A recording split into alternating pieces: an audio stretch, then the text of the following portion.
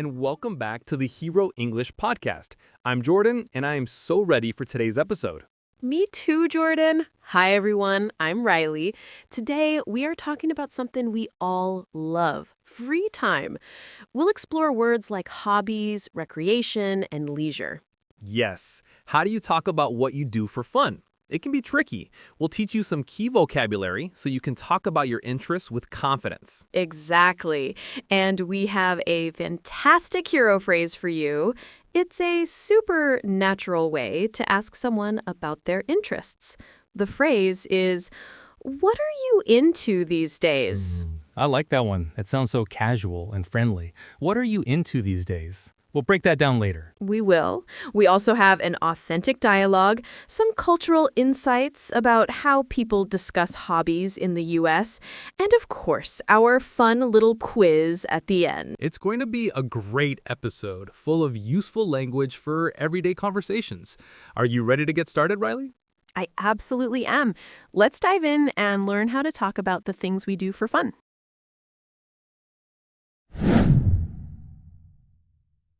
All right, let's start with our first word, hobby. A hobby is an activity you do regularly in your free time for pleasure. For example, my main hobby is photography. Okay, that's a common one. So I could say, painting is a very relaxing hobby. Perfect example. Now, a common mistake is with singular and plural forms. How would you talk about having more than one, Jordan? I would say my hobby are reading and hiking. Is that right? Almost. Since you have two activities, you need to use the plural form. So you'd say, my hobbies are reading and hiking. Or you could say, one of my hobbies is reading. Ah, hobbies. Got it. That makes sense. Okay, what's next? Next up is recreation. Recreation refers to activities done for enjoyment when one is not working. It often implies something active or outdoors. For instance, the park offers many opportunities for public recreation. Recreation. It sounds a bit more formal than hobby. Would you say my recreation is swimming? You could, but it's more common to talk about recreational activities. Like, my favorite recreational activity is swimming. Or, we went boating for recreation. A mistake I hear is people confusing it with creation. Creation. Oh, I could see that. I once said I enjoy outdoor creation. I meant recreation. An easy mistake. Creation is making something new. Recreation is for fun. Our final word is leisure. Leisure is simply your free time, the time when you are not working or occupied. So it's the time itself, not the activity. Exactly. You could say, I read novels in my leisure time. Or, what do you like to do for leisure? Notice it's a noun. A common mistake is using it as a verb. Like saying, I leisure by watching TV. Precisely. That's incorrect. You would say, in my leisure time, I watch TV. Or, for leisure, I watch TV. It describes the when, not the what. Okay, so a hobby is a specific activity, recreation is often active fun, and leisure is the free time you have. I think I've got it.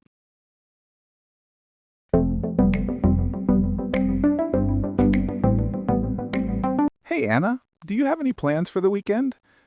I feel like I've been stuck in a rut lately. Hi, Tom. Not really. I was just thinking about what to do with my leisure time. I know what you mean. So, what are you into these days? Any new hobbies? Honestly, no. My only hobby seems to be watching TV, and I need to change. I was thinking of finding some kind of outdoor recreation. That's a great idea. The weather is supposed to be beautiful. There's that big park just outside the city. It has trails for hiking and a lake for kayaking. Kayaking? I haven't done that in years. That sounds like perfect recreation. Are you interested in going? Definitely. I love being on the water. It's one of my favorite recreational activities. We could pack a lunch and make a day of it. Perfect. What time should we meet on Saturday? Maybe around 10 in the morning? 10 sounds good. Oh, but wait. I just remembered my cousin is visiting. She loves the outdoors too, but I'm not sure if she's ever been kayaking. No problem at all. The more the merrier. They have beginner kayaks that are really stable. It could become her new hobby. You think so? That would be fun. She's been asking me for ideas on what to do for leisure. Well, this is the perfect solution. It's fun, active, and a great way to spend a Saturday. What do you say, Anna? I say let's do it.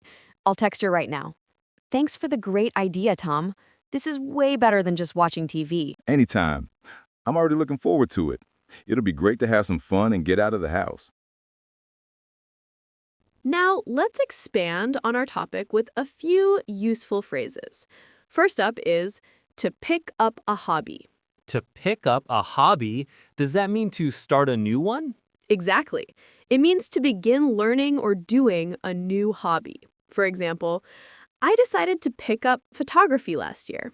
Or, she picked up knitting to help her relax. I used to say start a hobby. Is pick up more natural? Start a hobby is perfectly fine, but pick up a hobby is very common and sounds a bit more casual and natural. It implies you're learning it without a lot of formal instruction. Good to know. Okay, what's our next phrase? Our next one is pastime. A pastime is something you do regularly for enjoyment in your free time, similar to a hobby, but perhaps a bit more casual. You could say playing board games is a popular family pastime. So it's like a less serious hobby? What's an example of a mistake people make with it? A common misuse is treating it as a verb. For example, saying, I pass time by reading. You should say, reading is my favorite pastime. It's always a noun. Ah, like the word leisure. That makes sense. I feel like my main pastime is scrolling on my phone. A very common modern pastime.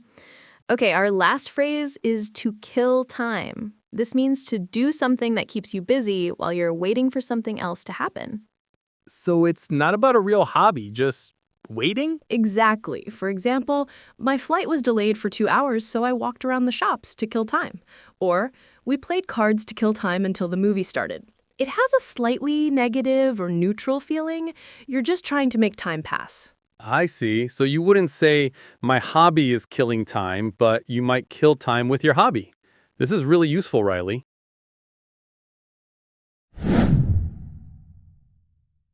All right, it's time for our favorite part, the hero phrase. Today's phrase is, what are you into these days? This is such a fantastic, friendly phrase. To be into something means to be really interested in it. And these days means recently or lately. So you're asking about their current interests. It's so much more natural than what are your hobbies? Let's look at a few situations. How would you use it at work, Riley? Good question. At work, you could say to a colleague, hey, besides work, what are you into these days? And they might reply, oh, I've been getting into gardening. Nice. Now, how about with a friend you haven't seen in a while? A good variation could be, what have you been up to for fun?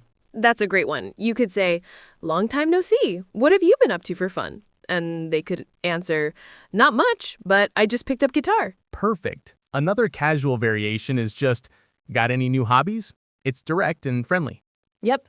And if you're in a slightly more formal situation with someone you just met, you could rephrase it as, so, what do you enjoy doing in your leisure time? That sounds very polite. So we have our main phrase and some great variations for different settings. The key is just to show friendly interest in the other person. Exactly. It opens up the conversation beautifully. Jordan, could you repeat the main hero phrase for our listeners a few times? Of course. Listen and repeat, everyone. What are you into these days? What are you into these days? What are you into these days?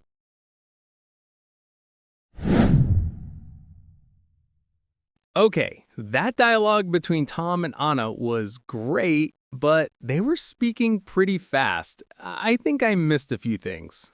That's a very common feeling, Jordan. Native speakers often link words together and speak quickly, so we're going to play it again, but much more slowly. Why is listening to a slow version so helpful? So we should listen for the melody of the language? Exactly. And we really encourage you to try shadowing. That means you listen and then repeat each line right after the speaker. The pauses are there to give you time to speak out loud. Okay, everyone, Get ready to speak. Let's listen to Tom and Anna one more time, but slowly.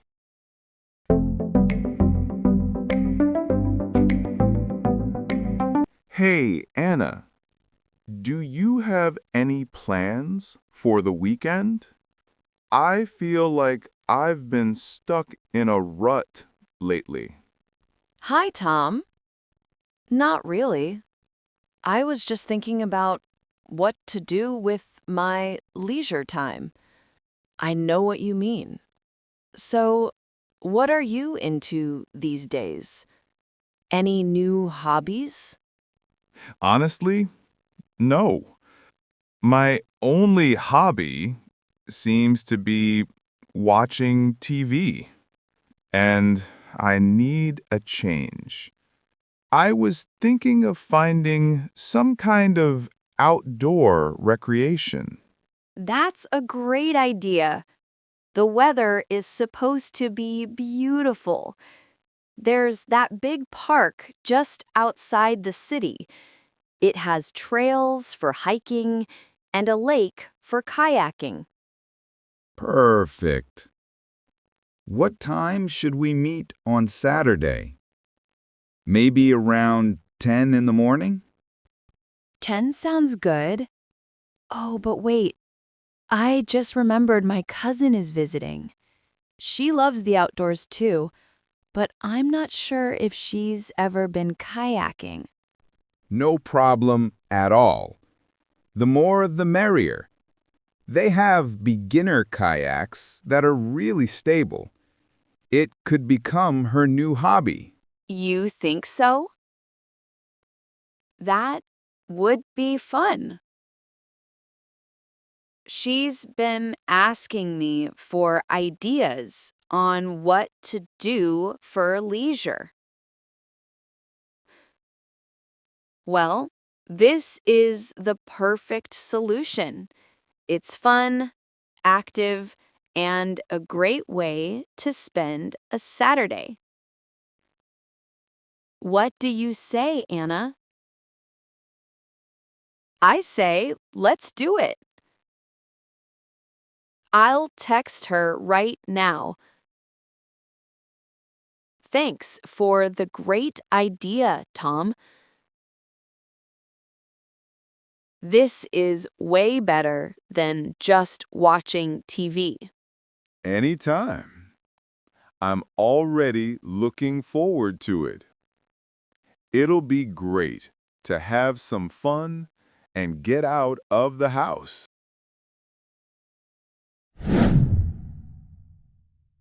Riley, I have a cultural question. In America, is it common to ask people about their hobbies right after you meet them? In some cultures, that might feel a little too personal. That's a fantastic question. Yes, in the U.S., it's extremely common and considered a great way to get to know someone. It's a friendly, low-pressure topic. We see it as a window into someone's personality. So it's not rude at all. Not at all. In fact, it's much more common than asking about salary or relationship status, which are considered very personal. Asking, "What are you into these days?" is a perfect example of positive small talk. That's interesting. In China, for example, people might be more likely to ask about your job or your family first. It's about understanding your place in the community. That makes sense. It reflects a more community-oriented culture. American culture can be more individualistic, so we often define ourselves by our personal interests and choices. I remember when I moved to a new city, I joined a hiking club. The first thing everyone asked was what other hobbies I had. It's how we find common ground. That's a great story. I had a funny experience where an American asked about my hobbies, and I said, studying English. He looked so confused. He was expecting something like playing soccer or gardening. He thought I was just being a very diligent student. I can imagine. While admirable, we usually think of hobbies as things separate from work or study. Americans also tend to value having unique or interesting hobbies. It can be a bit of a status symbol to say you're into something like rock climbing or pottery. So having a hobby shows you're a well-rounded person. Exactly. It shows you have passions and interests outside of your obligations. It makes you seem more interesting and approachable. So don't be shy about sharing what you love to do.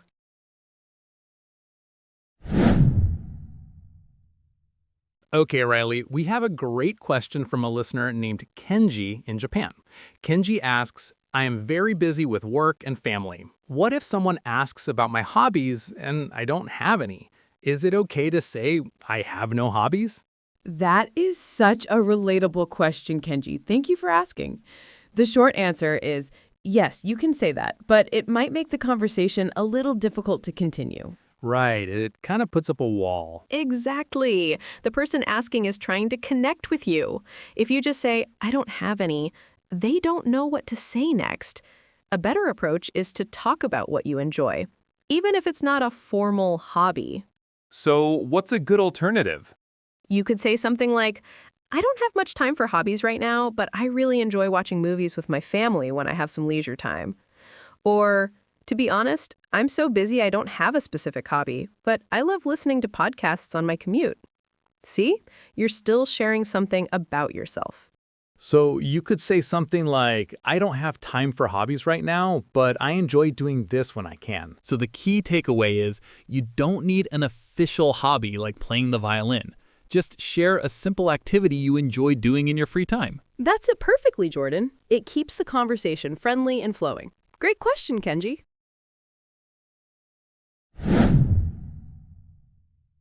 Okay, Jordan, are you ready for a quick quiz to test what we've learned? I was born ready. Let's do it. Okay, question 1. What is the word for your free time when you are not working? Oh, that's easy. That's leisure. Correct! Okay, question 2. Fill in the blank. I want to learn how to bake, so I'm going to a new hobby.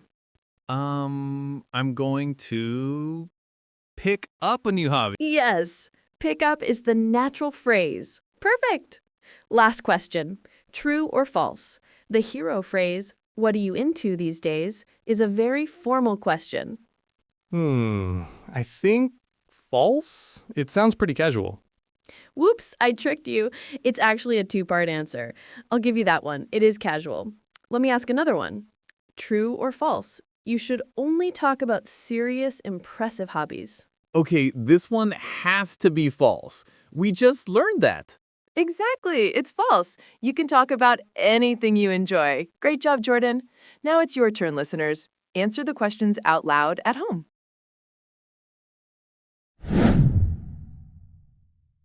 And that's all the time we have for today. Thank you so much for joining us on the Hero English Podcast. We hope you learned a lot about talking about hobbies and recreation.